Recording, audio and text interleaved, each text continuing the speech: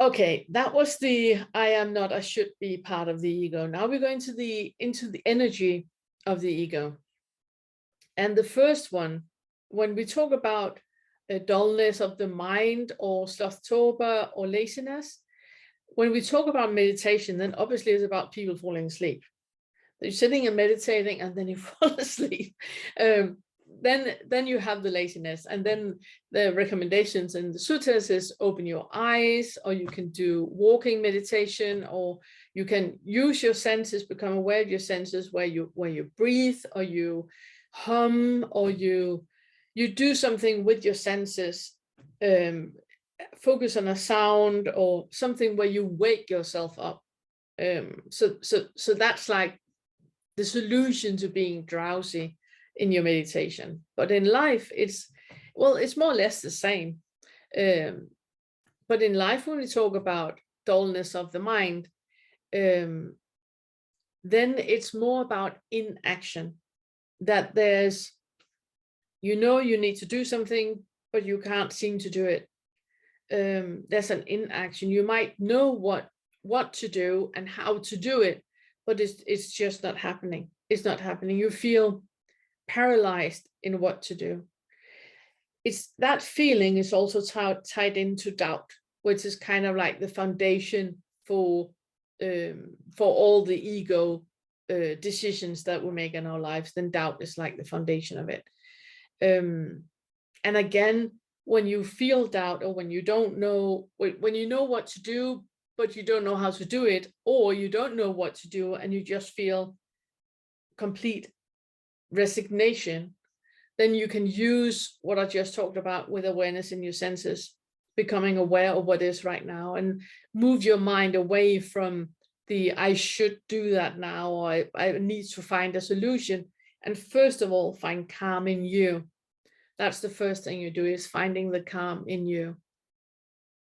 Again, the antidote is wisdom. Finding out what part of you is identifying with finding a solution which you can't find. What part of you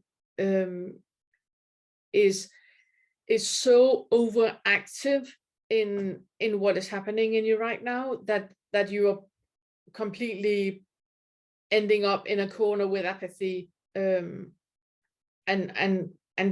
are paralyzed, don't know what to do.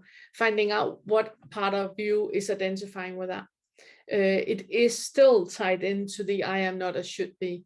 So instead of just being present with what is, you're tied into I should find a solution, I should do better, I should know better, I should, and all that. And instead of just being present with what is. And a thing to be aware of when we talk about dullness of the mind is that the opposite is never a solution.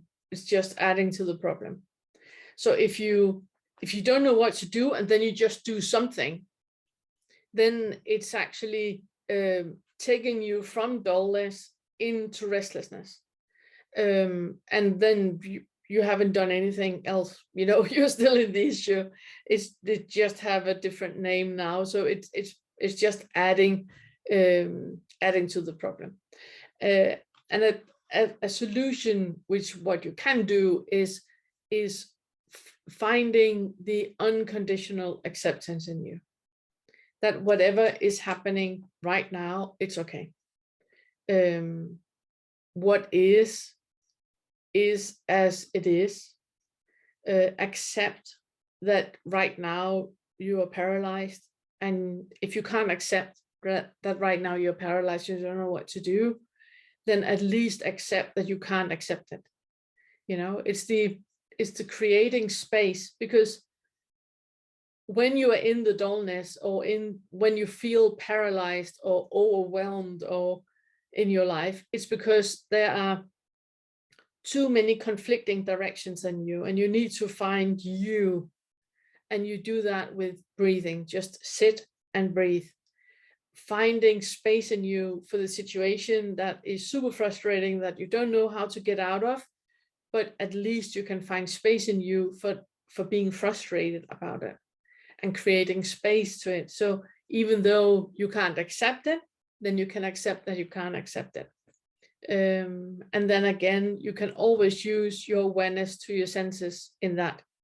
Put an ice cube in your mouth, feel it, how it feels, the texture of it, the coldness.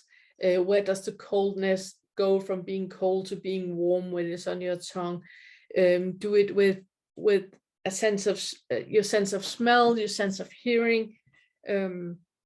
So go into the senses and connect with that, instead of being in your mind and being paralyzed in your mind.